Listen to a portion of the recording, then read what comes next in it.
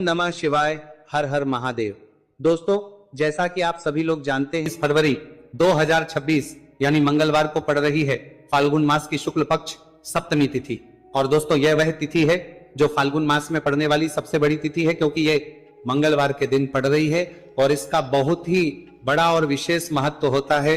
पूज्य गुरुजी ने कहा है कि अगर कभी भी मौका लग जाए और फाल्गुन महीने की सप्तमी तिथि मंगलवार को पड़ जाए तो आप लोगों को एक छुटकी काला तिल वाला उपाय तो अवश्य ही करना चाहिए। इन दोनों का संयोग बहुत ही कम आता है।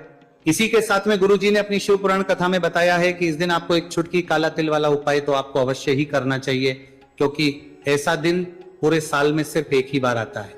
और दोस्तों, आप सभी लोग जानते हो कि मंगलवार सप्तमी तिथि का अगर सबसे बड़ा कोई उपाय है तो वह एक छुटकी काला तिल वाला उपाय है। तो दोस्तों, मंगलवार सप्तमी तिथि के दिन आप लोगों को इस एक छुटकी काला तिल वाला उपाय को जरूर करना है।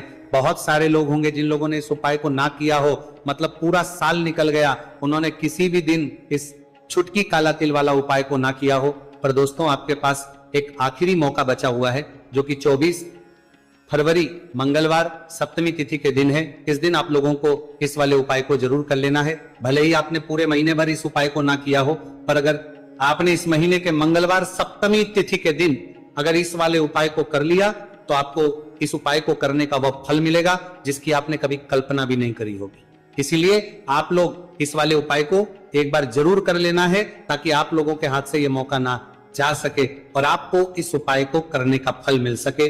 दोस्तों, यह उपाय पंडित जी ने अपनी अभी की ही श्री शिव महापुराण की कथा में बताया है। उपाय को आज हम आपको बहुत अच्छे से समझाने वाले हैं। इस वीडियो को देखने के बाद इस उपाय को समझने के लिए आपको कोई और वीडियो को देखने की जरूरत नहीं पड़ेगी। तो चलिए दोस्तों, उपाय को शुरू करते हैं।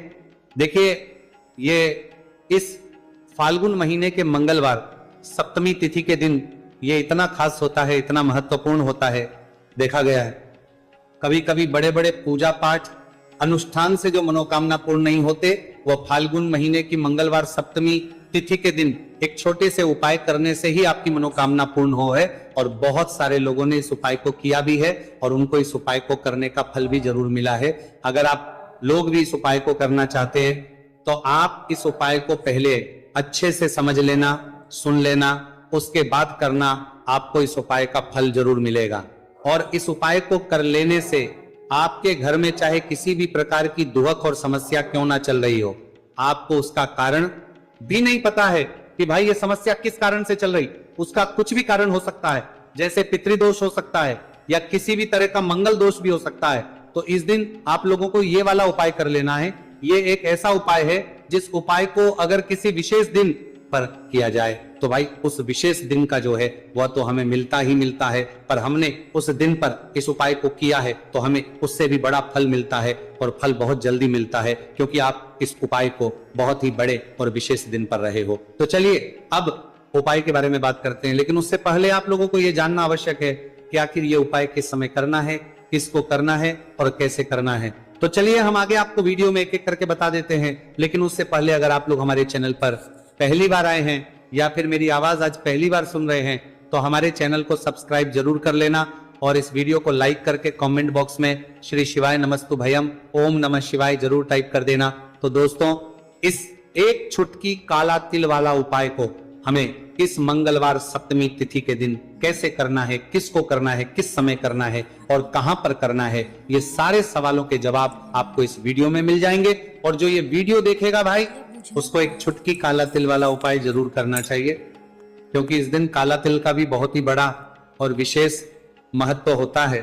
और बात आ जाए एक छुटकी काला तिल वाला उपाय की, तो ये सोने पे सुहागा वाली बात हो जाती है और ये एक बहुत ही बड़ा उपाय हो जाता है इस मंगलवार सप्तमी तिथि का।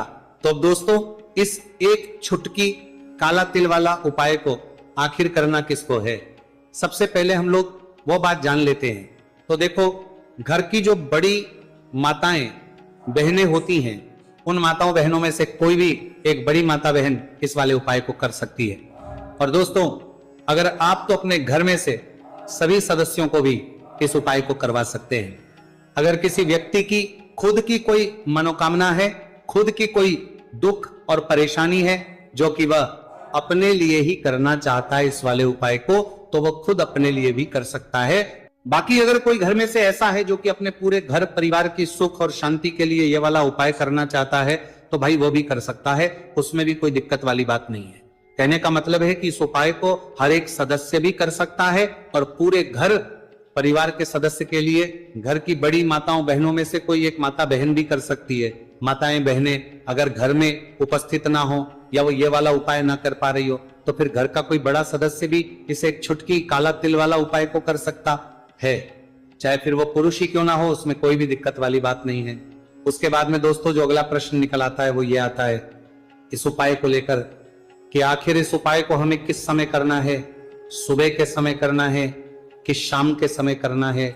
तो Here's how I created my latest floral earrings. I love to look for inspiration in nature. I start by shaping the wire, then add finishing touches. I think these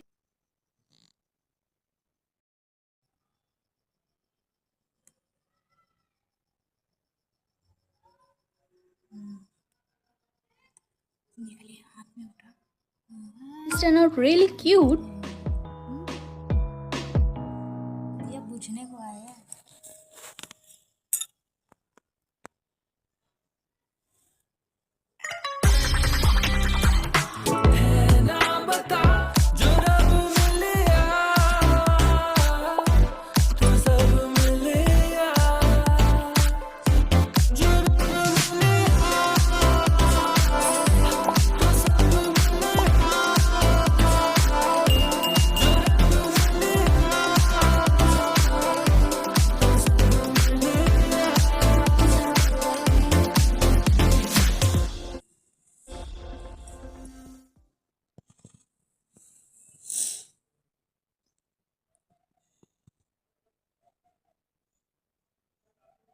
देखो इस वाले उपाय को आप लोग सुबह के समय भी कर सकते हो और शाम के समय प्रदोष काल में भी कर सकते हो।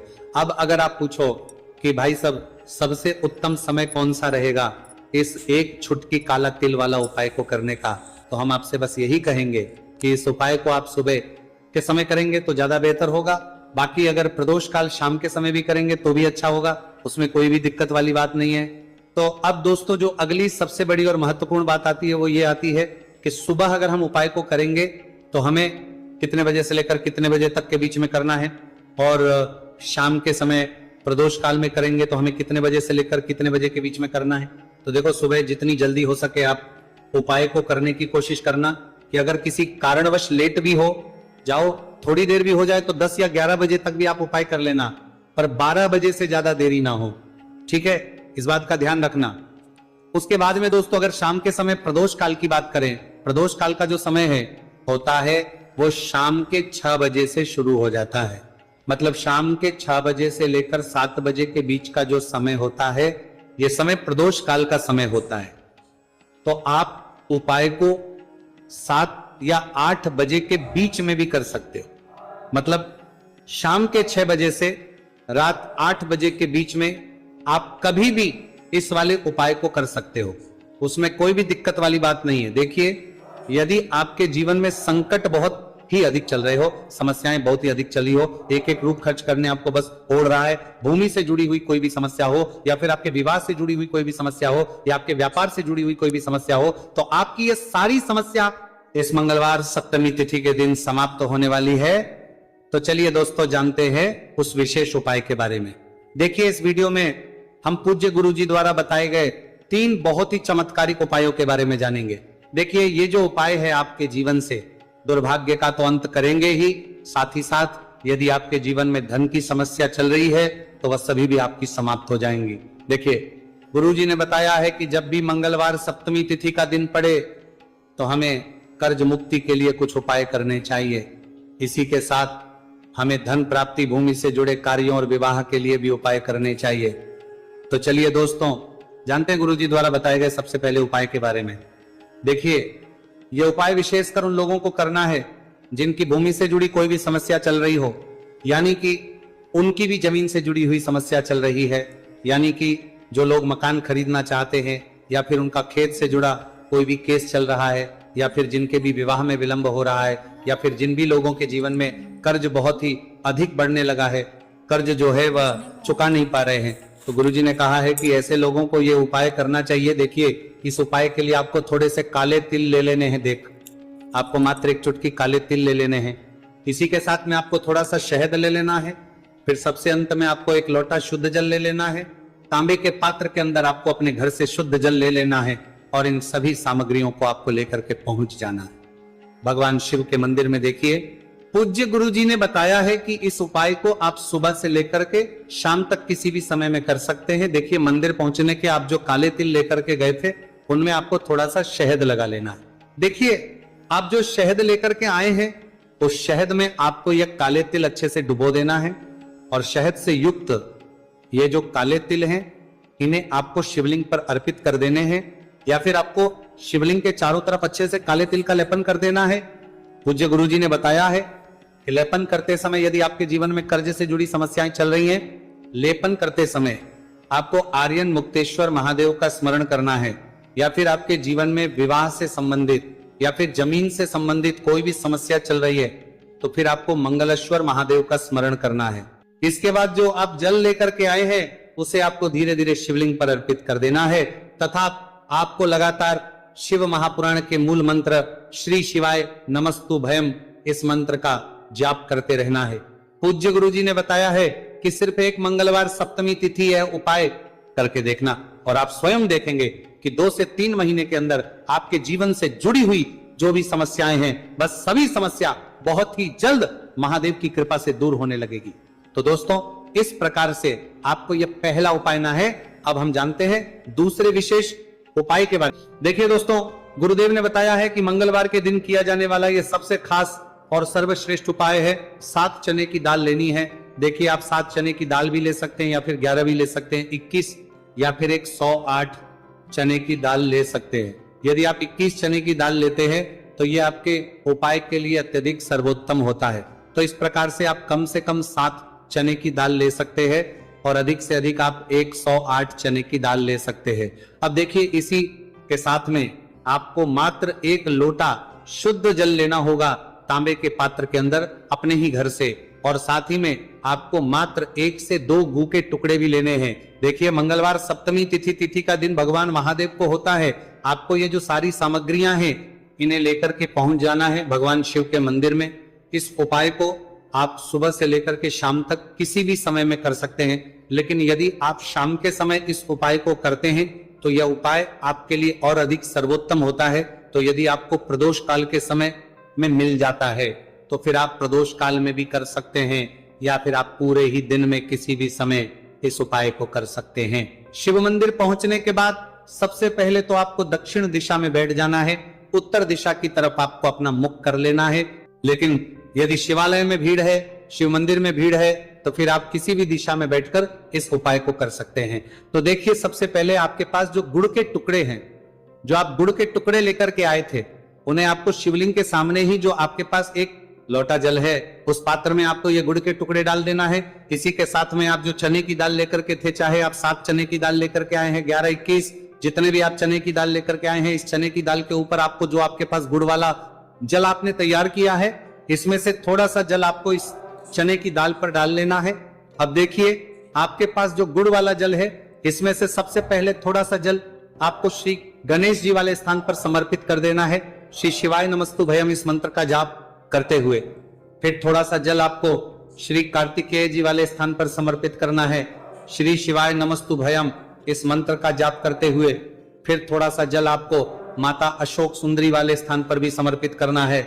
श्री शिवाय नमस्तु भयम इस मंत्र का जाप करते हुए फिर थोड़ा सा जल आपको माता पार्वती के हस्त कमल पर समर्पित करना है और आपको श्री शिवाय नमस्तु भयम इस मंत्र का जाप कर लेना है। अब देखिए दोस्तों, आपके पास जो सा जल और शेष बचेगा इसमें से आपको केवल थोड़ा सा जल शिवलिंग पर अर्पित कर देना है और अंत में आपको उस पात्र में थोड़ा सा जल और शेष बचाना है। पूरा जल आपको शिवलिंग पर अर्पित नहीं करना है, अंत में आपको थोड़ा सा जल और शेष बचाना है। अब देखिए, आप जितनी भी चने की दाल लेकर के आए हैं, अगर आप 7 चने की दाल लेकर के आए हैं तो आपको 7 बार श्री शिवाय नमस्तु भयम इस मंत्र का स्मरण कर लें। यदि 11 चने की दाल लेकर के आए हैं तो फिर आपको 11 बार इस मंत्र का जाप करना है। जितनी भी चने की दाल लेकर के आए हैं उतनी बार आपको श्री शिवाय नमस्तुभयम इस मंत्र का जाप करना है। और फिर आपको ये जो चने की दाल है इसे शिवलिंग के ऊपर ही समर्पित कर देनी है। लेकिन आपको ये चने की दाल बृहस्पतेश्वर महादेव का स्मरण करते हुए ही शिवलिंग पर अर्पित कर देनी है और आपको अपनी मनोकामना को भी बोल देनी है। ये पूछने को आया है। आप जो भी मनोकामना है, चाहे वो धन प्राप्ति को लेकर हो, नौकरी से संबंधित हो, विवाह से संबंधित हो, या फिर आपके मकान जमीन जायदाद से संबंधित हो, चाहे ग्राहक क्लेश से संबंधित हो, या फिर किसी भी प्रकार की जो मनोकामना है उसे आपको बृहस्पतेश्वर महादेव से परिपूर्ण करने की प्रार्थना कर लेनी है। और इसके बाद आपके पास जो पात्र के अंदर थोड़ा सा से जल और बचा हुआ था, इसे भी आपको धीरे धीरे भगवान शिव की पर ही अर्पित कर देना होगा। श्री शिवाय नमस्तु भयम इस मंत्र का जाप करते हुए पूज्य गुरु जी कहते हैं कि फाल्गुन महीने का मंगलवार सप्तमी तिथि को जो भी व्यक्ति इस प्रकार से यह चमत्कारिक उपाय कर लेता है तो उसकी जो मनोकामना है वो भगवान लक्ष्मी नारायण की कृपा से तथा महादेव की कृपा से बहुत ही जल्द परिपूर्ण हो जाती है। बात करते हैं अगले उपाय की। देखो, इस उपाय के लिए आपको मात्र 2 लौंग लेनी होगी, या कि आपको लौंग का जोड़ा लेना है। 2 फूल वाली आपको लौंग लेनी है। लौंग का जोड़ा कहीं से भी खंडित नहीं होना चाहिए, इस बात का ध्यान रखें। इसी के साथ में आपको लेना होगा लाल चंदन का पाउडर। देखिए, यदि आपके पास लाल चंदन की लकड़ी है तो उसे घिसकर भी आप चंदन के रूप में प्रयोग कर सकते हैं। यदि पाउडर है उसका भी आप अपने उपाय के लिए प्रयोग कर सकते हैं। देखिए, चंदन जो है वो तेज का प्रतीक माना गया है और साथ ही साथ जीवन के अंधकार को दूर करने का प्रतीक माना गया है। अब इसी के साथ में आपको मात्र एक तांबे के पात्र के अंदर शुद्ध जल लेना होगा।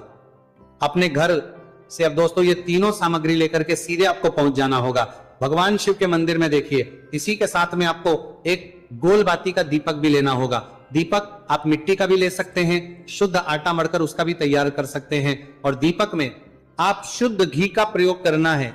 लेकिन जैसे ही आप इन सभी सामग्रियों को मंदिर में लेकर के पहुंचेंगे, मंदिर में जैसे ही आप चौखट के वहां पर पहुंचेंगे तो मंदिर की चौखट के सीधे तरफ आप जो अपने साथ एक गोलबाती का दीपक लेकर के आए हैं उसे आपको सबसे पहले तो प्रज्वलित कर देना है। यानी कि जैसे ही आप मंदिर की चौखट के वहां पर प्रवेश करते हैं तो उसके सीधे तरफ आपको ये गोलबाती का दीपक प्रज्वलित कर देना है। अब देखिए, जैसे ही ये दीपक प्रज्वलित करेंगे तो आपकी जो भी मनोकामना है उससे आपको बोल देना है। आप इस दीपक को इस प्रकार से प्रज्वलित करने के बाद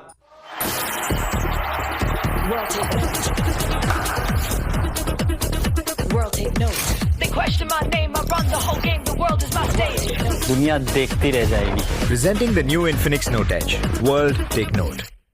ट्रिंग ट्रिंग। हेलो, मैं तुम्हारे पापा के बचपन का दोस्त चतुर चाचा। प्रणाम चाचा जी। उनसे बेटे 5,000 लिए थे, अभी अभी तुम्हें ट्रांसफर किया है बेटे, पर गलती से 50 चले गए। पेमेंट मैसेज चेक कर लो बेटे और बाकी 45 मुझे लौटा दो। आपका मैसेज बाद में, पहले अपना बैंक अकाउंट चेक कर लो। अरे मूर्ख ना हूँ मैं। शाबाश। यूपीआई कहता है कोई नकली पेमेंट का मैसेज भेजकर पैसे वापस मांगे तो उसे कहो मैं मूर्ख नहीं।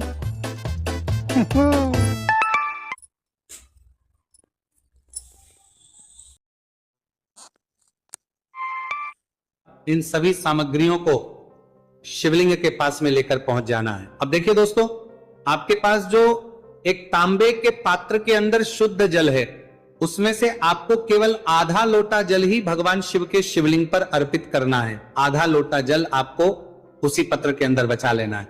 अब दोस्तों, पास जो 2 लौंग है यानी कि लौंग का जोड़ा है, उससे आपको अपना नाम और अपने गोत्र को बोलते हुए आपकी जो भी समस्या चल रही है, आपके जीवन में जो भी परेशानी उत्पन्न हो रही है, उन्हें आपको बोल देना है। और ये जो लौंग का जोड़ा है इसे आपको भगवान शिव के शिवलिंग पर अर्पित कर देना है। जैसे आप ये 2 लौंग शिवलिंग पर चढ़ाएंगे तो अपना हाथ जो है वहां पर आपको रखना है और महादेव से आपको करनी है कि मेरे जीवन की ये जो परेशानियां हैं ये सभी दूर हो जाए। यानी कि आपके जीवन में धन की संबंधित परेशानी चल रही है, कर्ज की समस्या चल रही है, बच्चों का पढ़ाई लिखाई में मन नहीं लग पा रहा है, घर के जो आर्थिक संकट है वो सभी दूर हो, व्यापार आपका ढंग से नहीं चल पा रहा है, घर में रोग की स्थिति बनी हुई है, यानी कि जिस भी प्रकार की आपकी समस्याएं हैं उसे आपको बोल देना है और महादेव से इन सभी समस्याओं को दूर करने के लिए आपको प्रार्थना कर लेनी है। अब देखिए दोस्तों, आपने जो 2 लौंग शिवलिंग पर समर्पित की थी, उससे आपको वहां से उठा लेना है और इन दोनों लौंग को आपको शिवलिंग से उठा करके सीधे उससे जल के पात्र के अंदर डाल देना है। यानी कि अपने आधा लोटा जल और बचाया हुआ था उसी के अंदर आपको ये 2 लौंग डाल देनी है और साथ में आप जो लाल चंदन ले आए थे उस लाल चंदन को भी आपको उसी पात्र के अंदर डाल देना है। यानी कि आधा लोटा जल और बचा हुआ है तो उसी आधे लोटे जल के अंदर आपको ये लाल चंदन भी डाल देना है। अब देखिए इस आधे लोटे जल में है जिसमें अपने 2 लौंग डाली है, लाल चंदन डाला है, उससे सीधे लेकर के आपको पहुंचना है बेलपत्र के वृक्ष के। वहां पर देखिए बेलपत्र का वृक्ष यदि आपके घर पर है तो वहां पर आपको आ जाना है, आपके घर के पास कहीं भी है तो वहां पर आपको पहुंच जाना है और उसके बाद आपका जो मुख है वो दिशा की ओर होना चाहिए और उसके बाद आपको अपना नाम और अपनी गोत्र को बोलना है और पुनः अपने जो भी परेशानियां शिवलिंग के पास में बोली थी उन्हें आपको वापस से बेलपत्र के वहां पर भी बोल देनी है। और ये जो आधा लोटा जल और है इससे आपको पूरा बेलपत्र के वृक्ष की जड़ DDH में श्री शिवाय नमस्तु भयम इस मंत्र का जाप करते हुए समर्पित कर देना है। तो बस इतना सा उपाय आपको करना है, जो भी आपकी परेशानी है, समस्या है, उससे महादेव निश्चित ही दूर करेंगे। दिया